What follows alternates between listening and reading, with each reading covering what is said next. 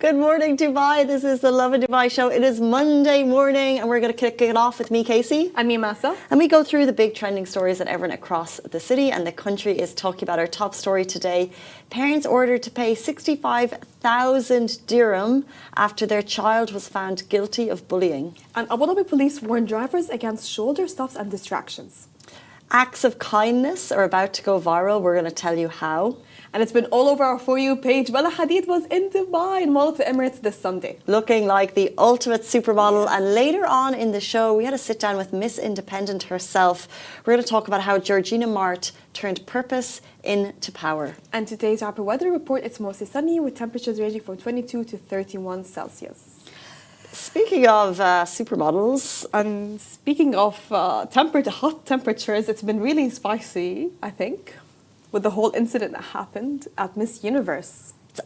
There's always something. I know. I feel like I have to tune into this because I feel like a lot of things are about to happen. A lot of things are about to go down. I love a good, reality TV drama. Yeah, me too. Especially when it entirely plays out on our TikTok feed. But I'll tell you, I saw the beginning. I didn't see the end. So can you walk us through it? Okay, so Miss Universe, the big international one, has kicked off, and I think we've been talking about Miss Universe Palestine participation. Okay, just recently, just last week, this is the boss, and basically, I think he's just the boss. I don't know what his title is. Nawat, organizer of this whole event. Okay, he had an issue with Miss Universe Mexico's organization, not herself, the organization, the people that sent her over to participate. Okay. He had an issue with them. They did not disclose the issue. So in front of everyone, in front of all of the participants, Nawat asks Miss Universe, he's like, Miss Universe, where are you? And he starts slamming her, going at her, calling her a dumbhead. He tells her, if you follow the instruction of your organization, you're a dumbhead. So this is very disrespectful because he made her stand up, and when she was answering back and trying to basically fire back at him, he was telling her, why are you standing up talking to me? No one told you to stand up, but he literally just told her to stand up. It was really embarrassing. And I don't want to hear anything about people saying that this competition pins women against each other, because as soon as they saw that he kicked her out, everyone stood up and left with her. Yes. Womanhood and sisterhood, really. How iconic. Exactly. Look, everyone got up. I actually saw it, and it was within seconds, right? Yes. Like, she stood up to walk out. They all just stood up, and it was clear, like, mistreatment. We're not going to align with this. Yes. This is not okay. And then is this him kind of? That's him trying to apologize. He was crying on those interviews, and he said, I never called her a dumbhead. I called her damages, but it was clear that he said a dumbhead. I called her damaged. Yeah, I don't know why. Like the damages. Like he said, if you follow your organization, you'll have damages. But he said dumbhead. He didn't say damages. I heard dumbhead, but yeah. I'd have to listen over it. He's very well dressed for an apology, no? Yeah, like, where is he going? Crying. I don't know. I think he expected this amount of interviews to happen, that type of rudeness. Yeah. If he did that in front, like, that's so disrespectful. I'm seeing Pazan Christ has also said the same thing. Good morning. She's also said it's so disrespectful. Like, and if that's in front of a big group of people, can you even imagine what he's like with the cameras off? Like, this was a live event, and he spoke to her in that way. Exactly, and in front of everyone. Can you think about all of those people are your all of those people are basically your competition. And to be, disrespected in front of this group of people, but it was nice to see that everyone stand in solidarity with her. But still, like you're on live TV, everyone's watching, and for you to stand up and be disrespectful, it's hurtful. It just looked really badly on him. Like I didn't think anything about her. I saw her speak a little bit after, but it just made him look like someone that you never want to work with. And so, what happened after? Did people accept the apology? I think no, people want him to step down. This is what they want. I think they want him to step down. I'm not sure if this was a rumor, but I heard that I think the organization asked him to step down for a bit until the publicity stops. I think until those videos stop circling around. But bravo on those girls because they had everything to lose, but they still chose to walk out. So solid. And when that happens, if she had walked out solo, probably the world would have been watching and stood with her. But the fact that they all walked out meant that the event had to act. And we got the apology. Speaking of apologies, this is an apology in monetary form from parents after a bullying child incident. Oh yeah, so parents were ordered to pay 65,000 dirhams after children were found guilty of bullying. The Al Ain Court for Civil Claims has reinforced the UAE's zero tolerance stance on school bullying with 2 new rulings holding parents financially responsible for the actions of their children. So we have a couple of cases to go through. In the first case, a father was ordered to pay 30,000 dirham in compensation after his sons repeatedly bullied and filmed a classmate, causing emotional and physical harm. In a separate incident, several parents were ordered to jointly pay 35,000 dirhams after their children assaulted another student using sharp tools, leaving the victim with physical injuries and trauma. And so while compensation cannot erase what the victims went through, the court made it clear that accountability matters. Under Article 313 of the Civil Transactions Law, guardians are legally responsible for damages caused by minors under their care, emphasising that parental responsibility extends beyond the home into schools and community spaces. This comes as the UAE continues tightening rules to protect students. So earlier this year, authorities announced penalties of up to 1 million dirhams and even permanent school closures if schools and staffs were found guilty of neglect or enabling bullying. What an amazing stance for to stop bullying, and I think it's so important. You look at how people develop and how we're treated in school, and it really matters. Exactly. Like 10, 20 years later, and I watch these reality shows sometimes of people going dating for the first time, and sometimes they're really, really nervous and awkward, and they'll put it down to the fact that they didn't get on well in school. Yeah, it always goes on to it affects you. By the way, it has permanent psychological effects, and it really depends on the person. Some people can move on and move past it, but a lot of people it really depends on what type of bullying they endured. And while bullying will happen, there'll always be being left out, right? Like there will always be kind of cliques in schools, which is hard to manage. But when you take it that step further, like in this instance, we're talking about the filming, the tools, that needs to be acted on immediately. And if the schools does take really strong stances on it, if there are suspensions, if there are... They'd be scared to do it. It would stamp it out a bit. And so, but putting these fines on it, I think you will see hopefully a curb, because that sounds horrific. And I do think parents and the staff members are very, very responsible for this, because I remember growing up, a lot of parents would defend their children, even if they were at the wrong, but they would always have the stance where they defend their children. So this is why I say parents are responsible. So if you get one complaint that your student is bullying someone, I think you need to take it back home and try to maybe discipline this child, punish them, show them what happened, tell them about the damages. I think strict boundaries and guidelines of not to bully, like you have to implement it in school. But no, I don't know about it's also about wondering why the child is doing the bullying. Yeah. And so schools need to act firmly on it, but parents probably need to say, okay, why is this happening? And, maybe sometimes you see there could be neglect in the home, and sometimes they bully because they don't get the attention at home, and so they bring it into school. So, while you'd hope for the parents to do that, you also want them to kind of, nurture and support, and I don't know. Having maybe a psychology consultant always helps at school as well. I remember back when I was, I think, in 5th grade, I would never forget it because it was really bad. So I was bullied by this specific group, okay? And I informed my parents and I informed my mom. This teacher, I'll never forget her. She was horrible. This teacher, like in front of everyone in class, in front of my bullies, she said, you don't have to inform your parents of every single thing that happens. So if you do get bullied, you don't have to go back and inform your parents. And she doesn't want to do anything about it. She's like, this is a character development. Oh my God, that would never happen today, though. That would never happen, yeah. But that was, I Wow. think, yeah. She said that's part of your character development and your personality.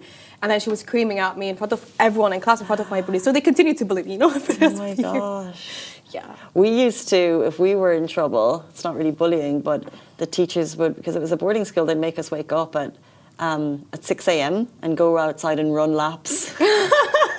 So cold. You know what? That's a good punishment, by the way, and a good exercise. And then the seniors would make you do like these wall sits on the walls, but it wasn't too bad. It was, yeah. This sounds a bit worse. You grow and you learn. Grow and you learn. Moving on to our next story, another story from the capital. So Abu Dhabi police warn drivers against shoulder stops and distractions. Abu Dhabi police, together with the Traffic Monitoring and Control Center, has released a new awareness video highlighting the serious dangers caused by stopping on road shoulders and driving while distracted. The footage, which you can see beside us, shows real incidents where sudden shoulder stops and driver inattention led to major accidents. I actually had an incident like this weekend, putting lives at risk. Authorities are urging motorists to stay fully alert behind the wheel and avoid unnecessary stops on the shoulder, which carry a 500 dirham fine under the UAE traffic law. Drivers who experience a breakdown are reminded to follow safety tips, exit the vehicle immediately, move to a safe area away from traffic, and call 999 for assistance. Police stress that proper road behavior, staying focused, avoiding distractions, and using only designated emergency areas is essential to keeping both drivers and other road users safe.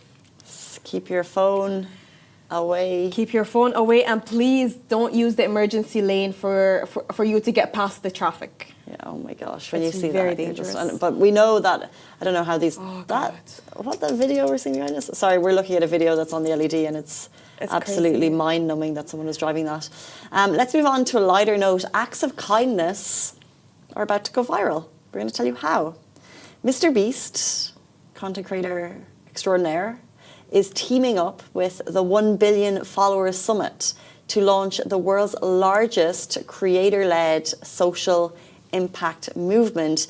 The mission, the challenge, if you choose to accept it, is to create 1 billion acts of kindness. So from helping the elderly and the homeless to planting trees and uplifting communities, every act counts. So here's how you can join.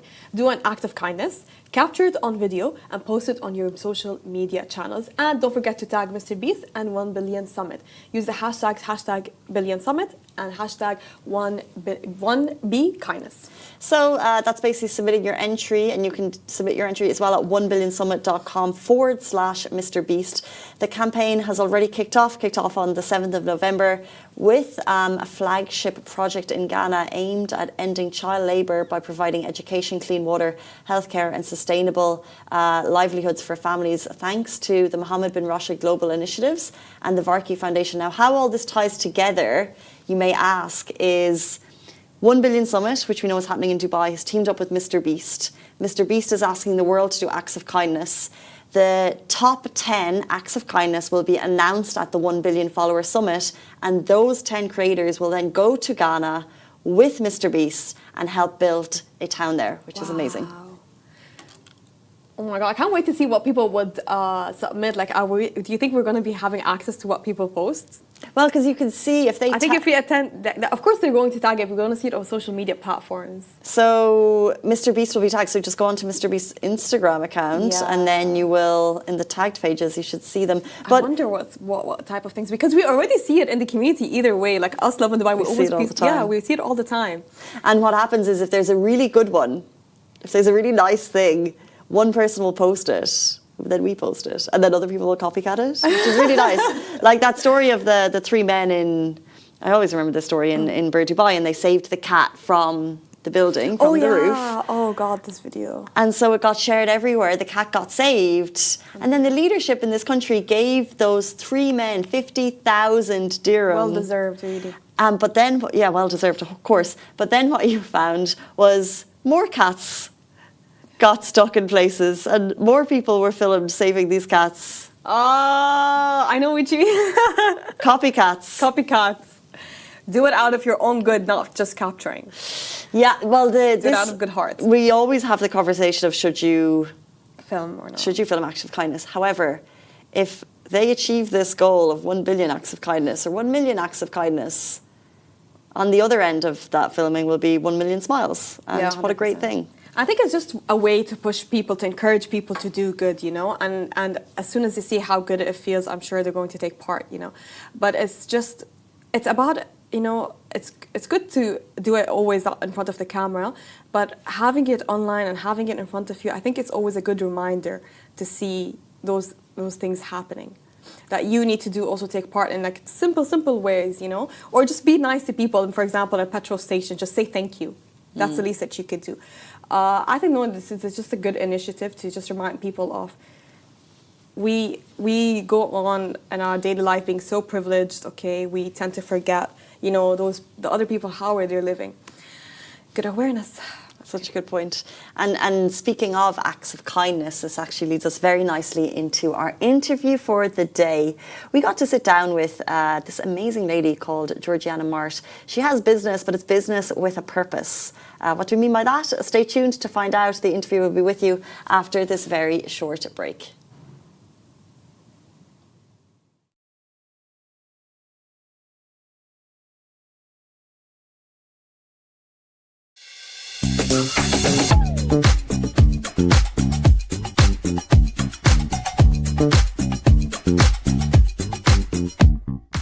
Welcome back to the Lovin Dubai show. Our guest today is Georgiana Mart.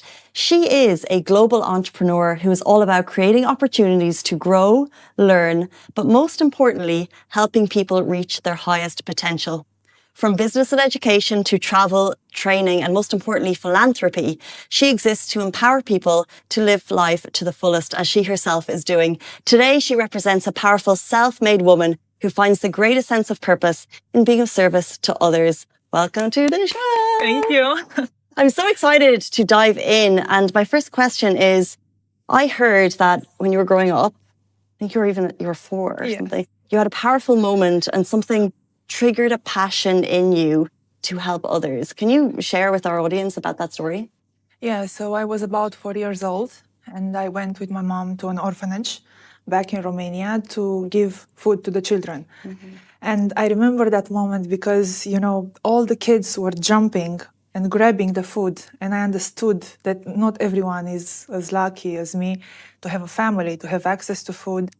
And yeah, that moment really shaped my life because it gave the destiny that I have today. You were 4? Yeah, it's the first memory of my life.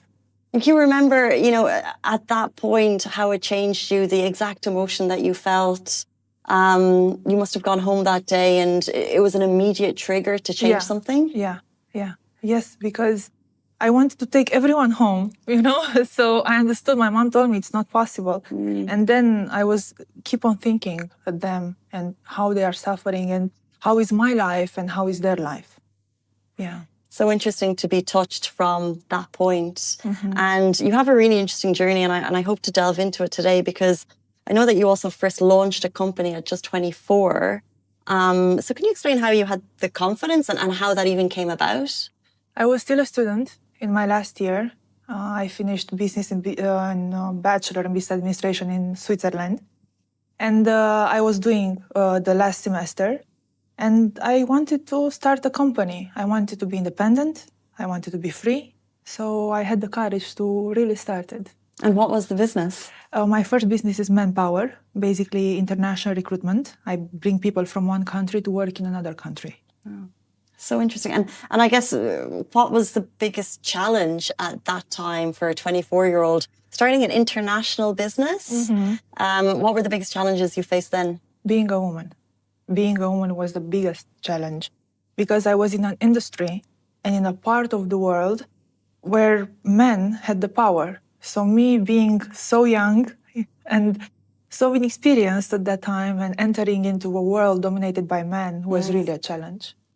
It's so interesting and to see how women can rise. And I just wonder if there's a 24-year-old woman watching today or any age woman who's trying to rise in her career. Would you have any advice? Yeah, be brave. Be brave, follow your instincts and go forward you'll find solution for every problem because everything in the world has a solution. Just be brave and find it. Yeah. And you've moved on. So your first business at 24 was in Yeah. Manpower. Can you explain a little bit more about what other businesses you started until now? Yeah, so I'm in Manpower, as I said, education, business setup, travel and tours, cleaning, properties, and language institute. So from one business, I went to the other one, and now we are here, and we are in 8 countries working. Congratulations on your success. Thank you. I always find it so inspiring to meet women who have, broken boundaries. And I wonder, you've mentioned education, travel, training, and of course, charity. So how do you connect all of your ideas under one vision? And what is your vision? My vision is to give purpose to people and always save and serve them, in the life. So in everything I do, I want to treat people nice and to give them a value. So if they come to my company and get a service from me, I want them to be fully satisfied and their life to level up. And at the end of the day, it's all about charity. Right. Because from all my businesses, I go into charity and I give a big percentage to the charity, to orphans. That's amazing. And so through all your businesses, that would be the common thread that connects all of them? Yeah. The desire to provide for the children in all over the world, for the orphans. There are over 250 million children that are orphans in the world. Wow. Yeah. So 250 million? Yeah. And so how do you decide where to distribute the money in terms of charities? Is there any specific charities that you work with? Yeah, so I started in Romania. I have a foundation myself. It's called Emilia Foundation. And through the charity that I have, I'm working in all the countries where I have an office. Okay. So this is how I go and distribute. And I'm sure your employees must feel a sense of value to know that the companies they work for has a mission and a purpose. Have you ever been touched by an employee's reaction to that? Yeah, all of them, they want to get involved. Oh. Not with the financial part, but with their free time. They come, they help us do donation, they spend time with the children in the orphanages. So all of them are involved. And I have only positive people in my team. And this brings me so much joy. How amazing to hear a company having such an important vision and for the employees to kind of feel that and to want to give that back as well. I know that you talk a lot about giving dignity through work. So how do you bring that belief into your daily decisions? So I will give you an example. Let's say a worker from Nepal or from India or from Pakistan comes to our office to get a job as a laborer somewhere in Europe. We are going to treat that person in the same way as we are treating a CEO that is searching for a new job. Mm-hmm. For us, everyone is equal, everyone gets dignity, and everyone gets respect. And what are the practical steps in line with that you take? So it's all about the paperwork. We get to know the person. They give us the CV, and we are shaping a life path for them. What do they want from their profession? What level they are now? So how can we give them jobs where they can grow in those jobs also and become better and better and better? Mm. Speaking of growth, and I think that brings us kind of into education, was there a moment during your studies that you saw the value of education for a person's growth? Yes, it's all about education, People are different in so many ways, but one thing that should be very important for everyone is education. Mm-hmm. And when you were studying, was that philosophy kind of shared? Were you a studious person when you were studying, or it's something that you look back on and realize? Yes, I was a nerd. I have to admit I was a nerd, yeah. I finished my studies in Geneva, Switzerland. I was in an international school, and there I had the chance to meet so many people from so many parts of the world and so many cultures, and I understood how everyone is the same but so different. So I could connect with everyone, and I understood that we are so privileged to be there, and there are kids in other parts of the world who are not that privileged. Mm. Yeah. Being a boss is a really challenging role, especially if you have teams internationally. Yeah. You're putting the bread on the butter of these people's tables, and so it's very important. And I just wonder, have you ever had to make any personal sacrifices or family time sacrifices, mental health sacrifices to protect your team and to put your team first instead of you or your family? For sure, all the time. In my business, my first priority in the business is to provide for the people who are working for me because I'm responsible for them. And I have over 130 employees now in 8 countries. So that's not an easy responsibility. And I remember a story. Last year, I had a big problem in my branch in Sri Lanka. It was a problem with one of the employees who misappropriated some funds, and I had to stay there for 6 months, from March to September, to make sure everything is saved, everyone gets refunded. The other who want to continue the process, they continued with us. So I sacrificed everything just for my company and for the people and to be there. These are the types of leadership dilemmas that people don't see that kind of go on behind the scenes. Another thing that's probably going on behind the scenes for Georgina is, you know, your family has a long business legacy, but as we understand, you completely went your own path, completely separate, self-made woman. Why did you decide to move away from your family's legacy? I didn't move away. I just decided to start my own path while honoring what they do, because I wanted to be independent. I wanted to be free. I didn't want to, you know, depend on my family or my father or my mother. I wanted to have my own path and create my own legacy. And I think the desire for being independent and free and happy made me choose this way. And so looking back at that decision now, how does your family respond to your success? They are very proud, especially my mom. Yeah. She's all the time saying, you know, I didn't help her at all. She did everything by herself. And she has this pride, you know, that I did it without them. Oh, moms. Yeah. You can't beat mom's pride. But how, I guess, do you balance honoring your family's roots while building your own identity as an entrepreneur? What's kind of the happy medium there? So I do everything following my values and the principles. I've been seeing since I was very young, my parents working, waking up in the morning. So my mom was working from 5 in the morning to 10 in the evening, you know. So I saw them working and I saw the results of their work, and they really shaped me in life. And now I do everything following principles and values that are healthy for me and for the people around me. And that's the best way to honor them. And what is a typical day like for an international business leader? It all depends where I am. But I start my mornings with meetings. So I have a business in 8 countries now. So I have meetings with each of the country, like the main team of each country. We decide what happens that day. We talk about the previous day. We think about the long-term plan. And we do the same. And then if I'm, for example, in Dubai, I will go and see the office in Dubai and spend time with the team there, meet the clients, see what we can improve and what we can do better. You mentioned core vision and values and principles. And then, of course, you've got long days. So you're an ambitious person, you're purpose-driven. So how do you stay calm when pressure rises? I imagine businesses see problems every day. Yeah. Do you have a technique to tell our audience, like, this is how to remain calm when there is a crisis? You think about the end goal. For me, end goal are the orphans and my work in charity. And all the time I think about that. And I think it's what to do best in order to be able to keep providing for them. And that really helps me, gets away all the problems and helps me be focused. So interesting. I think people do say that once you have that kind of core value, it does get you through. Very interesting. Finally, before you leave us, we love to, share advice with the audience. For anyone starting a business to help others, what would be one key piece of advice that you would give to them? For the philanthropical side, awareness. Be aware that there are over 250 million children, according to World Health Organization studies, that are all around the world, even in your country, in your city.